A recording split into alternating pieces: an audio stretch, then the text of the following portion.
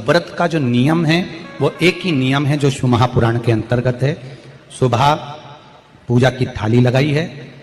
5 व्रतों का विधान है, छठा व्रत का विधान नहीं है। कितने व्रत? 5। सुबह पूजन की थाली लगाई है। पूजा की थाली, अभिषेक का सामान सब लेकर आप मंदिर में जाइए। शिव मंदिर में जाकर बाबा का जल अभिषेक पूजन करिए जिस हिसाब से आप करते आए हो। पूजन की थाली में सामान उतना रखना जो शाम को भी आपके साथ चला जाए, अलग से नहीं रखना पड़े। अलग से केवल शाम को दिए रखो, जल रख लो थोड़ा सा, और बाकी का जो मिष्ठान आप तैयार करोगे बस वो, बाकी का चंदन नबीर गुलाल ये सब सुबह की थाली का रखिए, थोड़ा फल जो भी रख लो। सुबह पूजन करो बाबा का, निवेदन करो, घर आ जाओ, थाली को ढक कर रख दीजिए। शाम को जब जाओ कोई प्रसाद उतना ही बनाओ जितना भगवान के लिए बना रही है। ये नहीं कि खीर ज्यादा बना ली तो आधी हम यहां ले जाएं और आधी घर के लिए छोड़ दें, नहीं, उतना ही बनाओ जितना भगवान के लिए जाएगा, जिसमें से 3 हिस्से होंगे। एक पात्र में भरकर ले जाओ, दोने ले जाओ, कटोरी ले जाओ, प्लेट ले जाओ, जो तुम्हारी मर्जी पड़े, कागज ले जाओ, जो तुम्हारा मन पड़े वो ले जाओ। 6 दिए लेकर जाओ, बाबा के मंदिर में जाकर पूजन अर्चना करो। शाम को अभिषेक नहीं करना है, केवल छींटा देना है। थोड़ा सा जल जो बचा हुआ है उसमें से थोड़ा थोड़ा छींटा देकर, जल का थोड़ा सा छींटा देकर पूजन आदि कर कर, जैसी पूजन सुबह करी वैसे ही भाव से पूजन करो। 5 दिए थाली में से नीचे रख दो, छठवा दिया भी नीचे उतार दो थाली में से। 5 दिए लगाना जब प्रसाद के 3 हिस्से पूरे कर दो, प्रसाद के 3 हिस्से रख दो नीचे, फिर दिए लगा दो 5। एक दिया उठाकर जिसको जलाया नहीं है वापिस अपनी थाली में रख दो। 5 दिए प्रज्वलित कर कर बाबा को निवेदन कर दो, बाबा आज मेरा पहला पशुपति व्रत है, इसको स्वीकार करना। दिल से बाबा इस कार्य के लिए मैंने करा है, इसको स्वीकार कर लेना।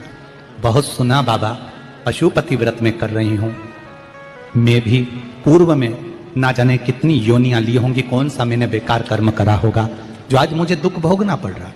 इस दुख को आप मिटा सकते हो क्योंकि आपका नाम पशुपति नाथ है। आप इसको मिटाइए, विनय करो, बाबा से विनती करो। एक दिया, एक प्रसाद का हिस्सा थाली में लेकर आ जाओ, बाबा को निवेदन कर कर, बाकी का वहां छोड़कर एक दिया, एक प्रसाद का हिस्सा लेकर आ जाइए। एक दिया, एक प्रसाद का हिस्सा लाए, घर के अंदर प्रवेश करते समय सीधे हाथ की ओर बैठकर, अपने घर की ओर मुख कर कर सीधे हाथ की ओर उस दिए को घर के बाहर प्रज्वलित कर दो। भगवान से विनती करो, भोलेनाथ आप मेरे घर में प्रवेश कर कर मेरा कार्य सिद्ध करें। बाबा को निवेदन कर कर अंदर जाइए। भोजन करने से पहले जो मीठा है, एक हिस्सा प्रसाद का है, उसको खा लीजिए। उस हिस्से में से किसी को नहीं देना, चाहे घर में बच्चे हों चाहे बड़े हों, उस प्रसाद का हिस्सा केवल तुमको खाना। पहले प्रसाद खाइए, उसके बाद में फिर भोजन करिए। एक समय फलाहार कर सकते हो, दूसरे समय भोजन कर सकते हो। इसमें जरूरी नहीं कि आपको मीठा ही खाना है। शाम का जो प्रसाद बनेगा वो मीठे का ही भोग लगेगा। सुबेरे आप आराम से नमकीन का भी फलाहार कर सकते हो, मीठे का भी फलाहार कर सकते हो। फलाहार के लिए कोई मना नहीं है, फलाहार आप कैसा भी कर सकते हो। पर भोजन जब करोगे, अन्न जब खाओगे, जब पहले भगवान का प्रसाद खा लो। 4 पशुपति व्रत पूर्ण हो, बीच में अगर कहीं रजस्वला धर्म आ गया, आपको पूजन नहीं करना है, घर में कोई सूतक सावड़ आ गया, या कोई व्रत फंस गया, एकादशी आ गई, या कोई व्रत आ गया, तीज आ गई, चतुर्थी आ गई, जिसका व्रत करते हुए आए हो, तो पशुपति व्रत उस दिन मत करो, फिर अगले सोमवार कर लेना। 3 हो गए, एक रह गया बीच का, उसको अगले में करो, वो चौथे में गिनती में आ जाए। 5वां छूट गया, कोई बात नहीं, 1 महीने बाद तो होगा, 8 दिन बाद तो होगा, 15 दिन बाद तो होगा, फिर उसको गिन लो, 5वां हो जाए। महाराज ऐसे 5वां व्रत जब आए, 5वें व्रत के दिन शाम को जब पूजन करने जाओ, एक श्रीफल, कुछ रुपए, 11 रुपए आदि जो भी है, नारियल पर रखकर बाबा को विनय कर कर, बाबा आज मेरा पशुपति व्रत पूर्ण हो रहा है, आपकी कृपा हो, मेरी झोली भरना बाबा, विनती करो। और वो श्रीफल रुपया रखकर 5 दिए लगाकर, एक दिया वापिस लेकर, एक हिस्सा प्रसाद का लाकर देहली पर अपने वही दिया लगाकर अंदर प्रवेश कर कर भोजन ग्रहण करो। बाबा को निवेदन कर लो। पशुपति व्रत का कोई उद्यापन नहीं है, पशुपति व्रत का एक ही उद्यापन है, जो श्रीफल और 11 रुपए आपने मंदिर में रखे हैं, वो उद्यापन के भाव से रखे हैं, भगवान को नमन कर कर रखे हैं। ये पशुपति व्रत। अब दुनिया के लोग इसको पशुपति व्रत को कहीं इतनी बत्ती लगा दो, तो इतनी बत्ती का दिया लगाओ, तो ऐसा करो, तो गलत। उसका नियम जो है वो एक ही, उस नियम के अलावा कोई नहीं। आप प्रेम से करो, स्नेह से करो, उसको दिल से विचारो, मन से विचारो। शंभो शरणे पड़ी, मांगू घड़ी रे घड़ी, दुख काटो दया करी निदर्शन। आप दिल से उसका स्मरण, ये पशुपति व्रत है। एक व्रत करने के बाद अगला जब व्रत करो तो थोड़ा रुक कर करना, एक साथ लगे लगाए व्रत ना करिएगा, थोड़ा रुक कर करिए, इंतजार करो 3 महीने का कि बाबा मेरी ऊपर कृपा जरूर करेगा। दिल से करा है तो वो दिल से देगा, झोली भर कर देगा, ये निश्चित है, उसका व्रत फल देता है। करना जरूरी नहीं है कि व्रत माताएं करेंगी, पुरुष कर सकता है, बच्चे कर सकते हैं, बूढ़े कर सकते हैं, बड़े कर सकते हैं, बेटा बेटी कर सकते हैं, नवयुवक बच्चे कर सकते हैं, पर दिल से करो उस पशुपति व्रत। कोई आपका दूसरा व्रत फंस गया है तो पशुपति व्रत को छोड़ दो। उस दिन आपका जो व्रत है, एकादशी हो, चतुर्थी हो, तीज हो, छठ हो, उसको कर लो। नवरात्रि फंस गए, नवरात्रि कर लो, उसके बाद कर लेना पशुपति। जितने व्रत रह जाए उस व्रत को बाद में।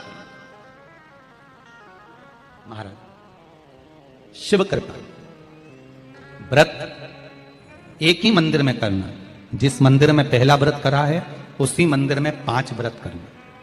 ये नहीं कि हम मायके में 2 व्रत करके आ गए और तीसरा व्रत हमने ससुराल में कर लिया। नहीं, 2 व्रत करके मायके से आ गई हो तो 3 व्रत भी मायके जाके ही करना। अगली बार ऐसे जाना कि सोमवार बीच में फंस जाए और तुम 1 व्रत करके आ जाओ। मायके में अगर व्रत कर रही हो तो अपनी पूजन का सामान अपने ही रुपए का होना चाहिए, मायके के पैसे का नहीं चाहिए। कुंवारी होती और तुम मायके के सामान से पूजन करती, अगर कुंवारी होती तो तुम्हारा वो पूजन लगता, पर विवाह होने के बाद, गोत्र बदलने के बाद आप अपना पूजन का धन अपना खर्च करें। हम तो यहां तक कहते हैं, मंदिर में भी अगर लोटा भरा हुआ रखा है, मंदिर में बाल्टी भरी रखी है, आप पहले अपना कुछ रुपया दान पेटी में डालकर फिर आप उस लोटे का प्रयोग करें। पीपल के पेड़ के नीचे पूजन करने गए, आंवले के पेड़ के नीचे पूजन करने गए, बड़ के पेड़ के नीचे पूजन करने गए, किसी की लगी लगाई थाली मिल गई, सामान मिल गया, उसके सामान में से आप मत चढ़ाइए। आपके पास जो सामग्री है आप उससे पूजन करें। अपने पड़ोसी से 1 रुपया भी मांगकर भगवान को मत दीजिए। जिस भगवान को देते हो उस भगवान को बुरा लगता है कि मेरे सामने खड़ी होकर हाथ पड़ोसी के आगे फैला रही है, तुम मुझसे मांग, मैं तुझे झोली भर कर दूं। प्राप्त हुआ। बहुत सुंदर प्रश्न है आपका गुरुजी। पशुपति व्रत में जो 6 दिए लगाए जाते हैं उसमें बत्ती गोल लगाना चाहिए कि लंबी लगाना चाहिए? प्रश्न बहुत अच्छा है, एक बार जोरदार ताली बजाओ भगवती साहू के लिए। बहुत अच्छा प्रश्न है। हमने पहले भी कथा में कहा कि शंकर भगवान के मंदिर में पार्वती भी है, शिव भी है, दोनों विराजमान है। आप दोनों तरह की बत्ती शंकर के मंदिर में लगा सकते हैं। जहां देवी के मंदिर में अकेली देवी होती है तो वहां पर फिर लंबी बत्ती का क्रम आ जाता है। पितरों की पूजन हो रही होती है, लंबी बत्ती का क्रम आ जाता है। पर जहां पर देवाधिदेव महादेव भी हैं, पार्वती भी है, वहां आप गोल भी बत्ती समर्पित कर सकते हो और लंबी भी बत्ती लगा सकते हो, उसमें कहीं दोष नहीं आएगा। फिर आपने वर्णन करा 5वां व्रत पूर्ण होने पर 108 पुष्प या चावल बेलपत्र चढ़ाते हैं। सबको एक साथ चढ़ा देना चाहिए कि एक एक करके चढ़ाना चाहिए? वैसे शास्त्र रीति के अनुसार पशुपति व्रत में जो 5वां सोमवार पूर्ण होगा और आप 108 अगर कोई वस्तु चढ़ा रहे हो तो एक एक कर श्री शिवाय नमस्तुभ्यम, श्री शिवाय नमस्तुभ्यम एक एक कर चढ़ाना चाहिए। एक साथ हाथ में लिया और एक साथ नहीं चढ़ाना, एक एक कर समर्पित। बहुत अच्छा प्रश्न है। एक प्रश्न जो आपने किया था उसका उत्तर इस कथा में चल रहा है, नंदी वाला जो प्रश्न आपने तीसरा करा है उसका उत्तर इस कथा में चल रहा है कि आप कहते हो कि मंदिर से जाते समय नंदी के कानों में कहकर चले जाओ। बैठिए बैठिए बैठिए बैठिए। बहुत सुंदर प्रश्न है आपके, बहुत भाव से और आनंद से आपने करा और जनमानस के कल्याण के प्रश्न है। ये केवल आपके लिए नहीं है, ये सबके लिए इतने जोरदार प्रश्न है। जो गलती भी करते होंगे तो उसको सुधार सकते। आपने कहा कि नंदी के कानों में कहना चाहिए। लोग हंसते हैं, कहते हैं बताओ वो नंदी के कानों में भगवान को कहना चाहिए। वैसे तो हम आपको एक बात बताते हैं कि दुनिया के लोग किसी दूसरे धर्म की कभी हंसी नहीं उड़ाते। दुनिया के लोगों को दूसरे का धर्म अच्छा लगता है। दुनिया के लोग सबसे ज्यादा हंसी उड़ाते हैं तो हमारे सनातन धर्म की ही उड़ाते हैं, और जी खुद उड़ाते हैं, दूसरा उड़ाने वाला नहीं होता। दूर के ढोल हमें समझ में आते हैं, उसका धर्म हमें समझ में आ गया, उनका क्या है, ऐसा है, आओ कुछ नहीं, उनके धर्म में ऐसा है, कितना आनंद हमें दूसरे के धर्म में लग रहा है, और हमारा सनातन धर्म हमको बुरा लगता है, हमारे सनातन धर्म हमें बुरा लगने लगा। अरे भाई, लोग कहते हैं कि नंदी के कान में कहते हो, ये कोई हमारे पुराणों में या शास्त्रों में लिखा है? भगवती बहन साहू, आपको धन्यवाद देना चाहूंगा और एक बात कहना चाहूंगा, जितनी भी शिव महापुराण के अंतर्गत चाहे उपाय जो बताए जाते हैं कि बेलपत्री ऐसे चढ़ाना, काली मिर्च ऐसे चढ़ाना, चावल ऐसे चढ़ाना, धतूरा का क्या महत्व है, शमी के पत्ते का क्या महत्व है, बेलपत्री के पत्ते का क्या महत्व है, ये जितनी भी बातें बताई जाती हैं ये सब पुराण के अंतर्गत से बताई जाती है। अब दुनिया के लोग इसको चाहे टोटका कह दें, चाहे दुनिया के लोग इसे टोना कह दें, पर पुराण से हटकर कुछ नहीं। और आप लोगों को अगर बोला है कि नंदी के कान में कहकर भगवान शंकर के मन में बात पहुंचे, तो ये क्यों कहा, तो ये भी हमारी शिव महापुराण में लिखा है, जलंधर के चरित्र में। कोई आपसे कहे कि नंदी के कान में बोलने से क्या होता है, ये जलंधर का चरित्र कह रहा है। मां पार्वती जी का हस्त कमल पकड़कर जलंधर लेकर जाने लगा, वृंदा का पति लेकर जा रहा। वृंदा तो भगवान की भक्ति में लीन रहती थी, उसको तो जलंधर को सबसे ज्यादा तकलीफ थी नारायण से, पर शिव के पास आ गया, क्योंकि ईर्षा प्रवृत्ति, अभी कथा में कहा, कोई कोई ऐसा होता है जिसको तुमसे बेर नहीं होता तो भी अंदर से ईर्षा जाग जाती है, कोई कोई ऐसा होगा जिसको अंदर से ईर्षा जागती है, अपने आप अंदर से ईर्षा जागती है, उसका कोई बेर नहीं, और ईर्षा जाग गई, भीतर से ईर्षा जाग गई। ना आप उससे मिले हो, ना कभी वो आप उसके सामने बैठे हो। कई लोग किसी ना किसी की बुराई करते हैं तो हम लोग पूछ भी लेते हैं, क्यों साहब उनसे मिलकर आए हो क्या तुम? कभी नहीं मिल किया, कभी उनका सामना हुआ नहीं हुआ, तो फिर बुराई क्यों कर रहा? एक ने कर दी थी इसलिए हमारे ध्यान में था तो हमने भी कर दी। लो, वो कुआं में डूब के मरेगा तो तू भी मरेगा का? नहीं। नंदी सामने बैठा है, गणेश जी को मालूम पड़ गया, कार्तिकेय को मालूम पड़ गया, मां पार्वती जी का हस्त कमल जलंधर ने पकड़ लिया और लेकर चला, मालूम पड़ गया, तब नहीं रहा गया। गणेश जी को क्रोध आ गया और गणेश जी महाराज आए, शिव जी को जगाने लगे, पिताजी पिताजी पिताजी कर कर जगाया, उठो पिताजी, पिताजी उठिए, पिताजी जागिए, पिता को जगा रहे हैं। भगवान शंकर नहीं उठे, तप में लीन थे। क्या करें हम, जलंधर के पास में इतना बल है, इतना बल है, और पिता की आज्ञा नहीं होगी तो हम कैसे मार देंगे इसको? मारने को तो मार दें। मां ने आज्ञा करी थी कि जलंधर उसको तारकासुर को मार दो, तो कार्तिकेय ने तारकासुर को मार दिया। शिव जी की आज्ञा नहीं तो हम इसको कैसे मारें? क्या करें?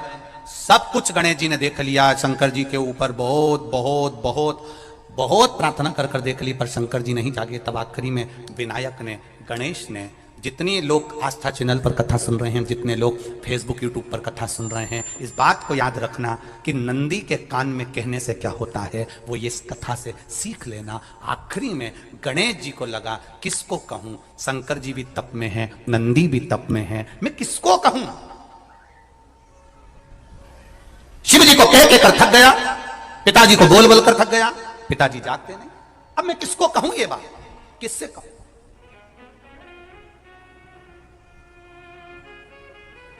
विनायक गए सीधे अब नंदी के पास में। नंदी भी तप में लीन थे, शंकर जी की ओर मुख था, शंकर जी की ओर मुख था। गए और जाकर तुरंत विनायक ने नंदी के कानों में जाकर कहा, नंदीश्वर, मैया का हाथ पकड़कर जलंधर लेकर जा रहा है, पिताजी तप में लीन है, कृपा करिए ना। बस केवल नंदी के कान में कहा, गणेश जी दूर हट गए। नंदी के कान में कहा, शंकर जी के नेत्र खुल गए, शिव जी के नेत्र खुले। ध्यान देना जरा, इस शिव महापुराण की, आशुतोष शिव महापुराण की कथा, जो कथा यहां कही जा रही है, ये कथा पहले के चरित्रों में सुनने को नहीं मिली होगी। जरा ध्यान देना इस संवाद पर, जितने लोग आस्था चैनल पर, जितने फेसबुक यूट्यूब पर सुन रहे हैं। सनातन धर्म की हंसी उड़ाने वाले कह देते हैं नंदी के कान में कहने से क्या होता है, नंदी के सामने जाकर बोलने से क्या होता है, नंदी के पास बैठकर बोलने से क्या होता है, नंदी के पास बैठकर शंकर जी का मात्र दीदार करने से क्या होता है, दर्शन करने से क्या होता है। वो अच्छे से समझ लेना, जो लोग सनातन धर्म पर उंगलियां उठाते हैं वो अच्छे से समझ लें इस बात को।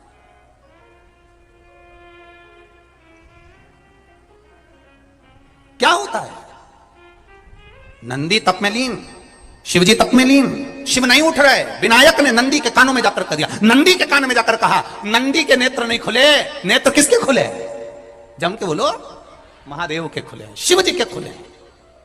ये मन का तार, नंदी शंकर की आराधना कर रहे थे, शिव अपनी भक्ति में डूबे थे।